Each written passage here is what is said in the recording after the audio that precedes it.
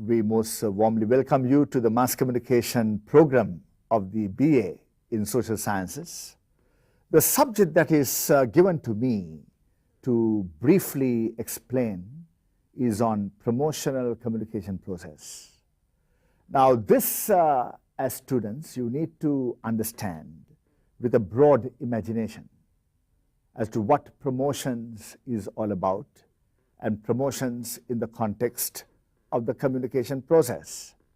And we need to ask fundamental questions as to whether we can promote anything in society at whatever cost, whether we can say what we have to say, whether we can show whatever we want to show at whatever cost is a fundamental issue that we need to address. Now, in the context of Sri Lankan communication process, I should say that it is important that we understand that we have a communication culture where we take for granted the people who receive messages.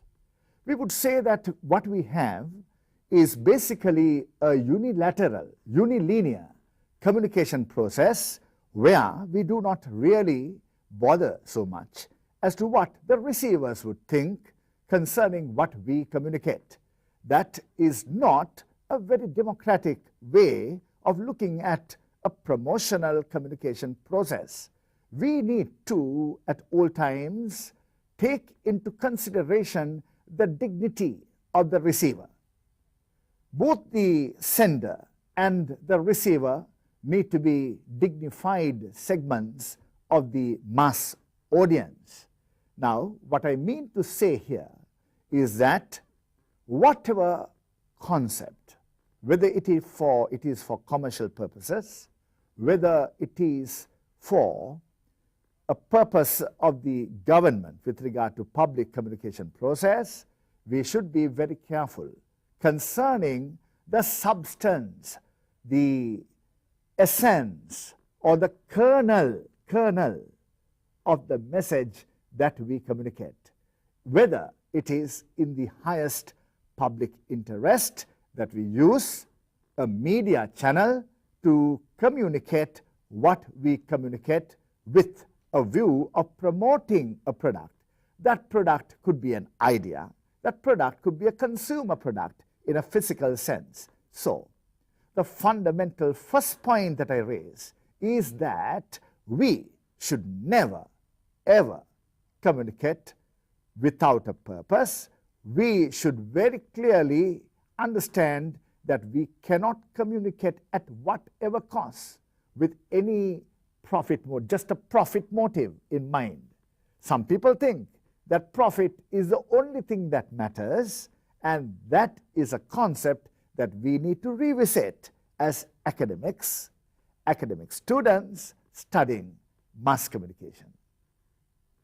Now, a second fundamental point which is very much connected with what I said earlier is we need to understand in promoting anything through a communication process that we live in a specific culture, specific society which claims to have a particular type of values, beliefs, attitudes, conventions, traditions that makes the culture. And within it, we need to understand that there is a way we think and a way we do things. Now, that is not the way the American people would look at what is communicated. The Indians would look at what is communicated. The Singaporeans would look at what is communicated. We need to be culturally relevant, culturally and contextually relevant with regard to what we communicate concerning a product. We should not slavishly be guided by whatever methods, whatever messages that are communicated in another cultural context in promoting the same product in the Sri Lankan context. We need to understand that we should always be in harmony with the dominant way of reasoning in the culture or the society in which we live. We should not be culturally incompatible. There shouldn't be any cultural incompatibility with regard to the way we talk about a particular product. We should, it is a challenge, a very, very big challenge for those in promotions, in advertising, in propaganda. But we may not reach the ideal standard, but at all times be culturally relevant with regard to what we are communicating to promote a product. A third fundamental point that is very much interrelated with the first point and the second point is concerning the words we use and the images that we use, the pictures, the images we use, the symbols we use. Now, it is very important that we also be original, creative, innovative in a culturally contextually relevant manner with regard to what we use in order to promote a product. We are slavish, as I said, with regard to images that we use in communication processes. We are very much guided, we are very much influenced, I would say, having a very superseding, overwhelming influence from either the dominant eastern sector, whether it be India or whether it be the Western context, concerning the way we promote a product. The images and the words need to be very much more original, innovative, and creative. We should not be slavishly following whatever that has been used, because in any case, in promotional communications, originality of the message matters so much. Who in the audience would like to see a stale message? Whether it be a product that is heavily used in another cultural context, in another country, still we need to understand, as Sri Lankans engage in promotions and advertising and propaganda, that we have enormous potential to be original concerning words and images used for communication process in promotions. Now, a fourth fundamental point, my dear students, I hope you understood very clearly what I said in the first, second, and the third points. Now, here we are talking about the medium itself. Mass media. When we say mass media, do not take for granted that the electronic modern media, including the internet-based media, online productions, and so on, are so overwhelming. I'm sure you know that, but it doesn't mean that as media, we need to be all the time so much be slavish to the power of overwhelming modern media. We need to be very, very concerned about the way people use media in Sri Lanka. We have traditional media. We are a rich civilization, a rich culture, an age-old manner of promoting our messages in traditional society can be taken into consideration. The folklore and other traditional forms of communication cannot be ignored in the promotions that we have in the communication process. It is important, whether it be contraceptives.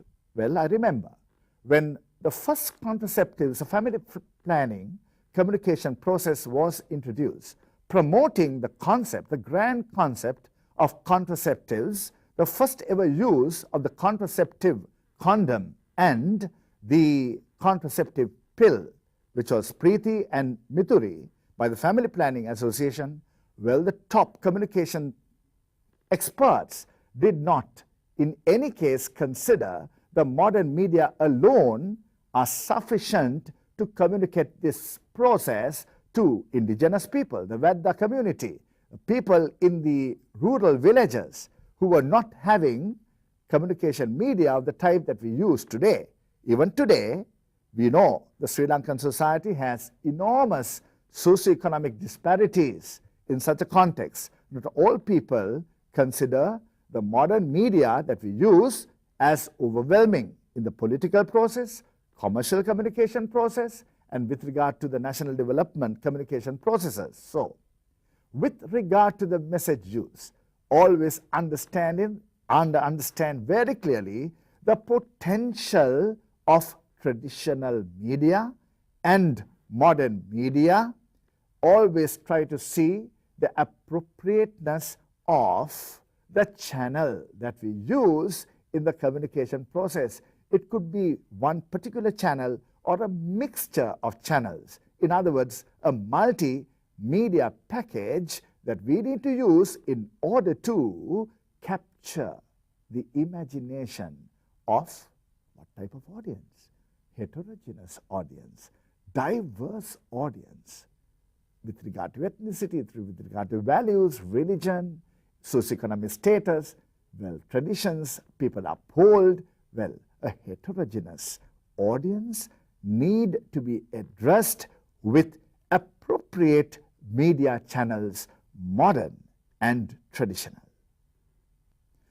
Now, in my first point, my dear students, I told one thing very clearly, that we should not take for granted the nature of the way the receivers receive communication messages.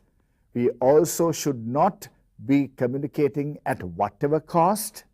Those are very important things. Now, in this point, the fifth point, what I'm saying is that unilateral, unilinear communication processes that we often use in the communication process through media do not take seriously as to what the receivers think about what we have communicated.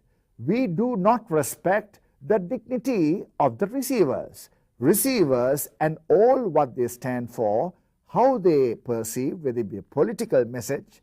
Well, we saw an active, dynamic political communication process in recent times with regard to the presidential election campaign, with regard to constitutional reforms. We see all types of messages in other sectors, but do not think that they perceived what you have communicated as intended by you. It is also very important that you have formal institutional mechanisms.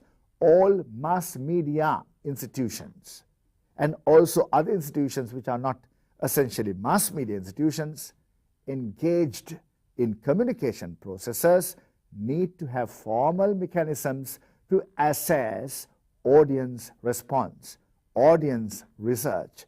We need to be extremely concerned about how they have perceived the way we have communicated, the messages communicated, whether they had the intended impact on the audience. Without that, if we continue to communicate through media channels, it could be very much like communicating to a blank wall. Now, into the sixth fundamental point. My dear students, there are so many points that can be explained, but in the context of this video clip, we are dealing with 6 points. The sixth point is not the final point, a conclusive point, but here I'm talking about something very, very important in the context of third world societies. We may call them developing countries, advanced developed countries, developing countries, least developed countries. We have a problem with regard to the communication process that is connected with source and message credibility. We are a society, as a result of not understanding what I'm saying, a society where people do not trust communication agencies, communicators. They believe that people in influential public opinion forming positions do not have credibility. Viswasaniyatva. There is no credibility in what people say, whether it be political leaders, those in commercial organizations, whether it be in the public sector, private sector, non-governmental sector, whatever communication process in the eyes of the people lack credibility when source credibility is questionable. When source credibility, that is, the source that communicates, is not considered credible, what happens? Message is affected. Message is affected because there is an interconnection between message and source. Mulasraya saha panividaya. Now, it is very important that we be trustworthy in communicating anything. Source and message credibility, very important.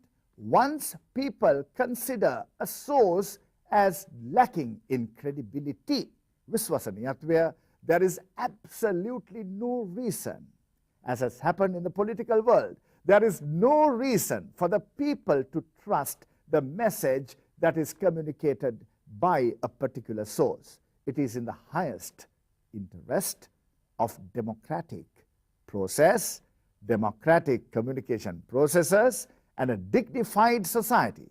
We often talk about principles of good governance, yahapalanaya, that is needed with regard to everything that we do. We should at all times protect credibility of source and message. We are a society living in distrust. Institutions are not trusted, individuals are not trusted, governments are not trusted. Therefore, what will happen to the people? The people have nowhere to go. The people feel miserable because, in their opinion, institutions and individuals are habitually communicating that which is questionable, that which is not quite right. Hence, my dear students, as students of communication of the Department of Social Studies, study mass communication as a discipline. Our intention is to make you students not just get a qualification, but be people who are dignified in the communication process, who will be respected by the society as those who communicate in a credible manner, trustworthy manner, honest manner, that will be uplifting for the society, which is our Sri Lankan society. Thank you very much for listening. I want you to very carefully read the lesson and all the other lessons, this lesson connected with the communication process, and listen not just once, listen twice, thrice, just as much as you should be reading your material more than once. Thank you.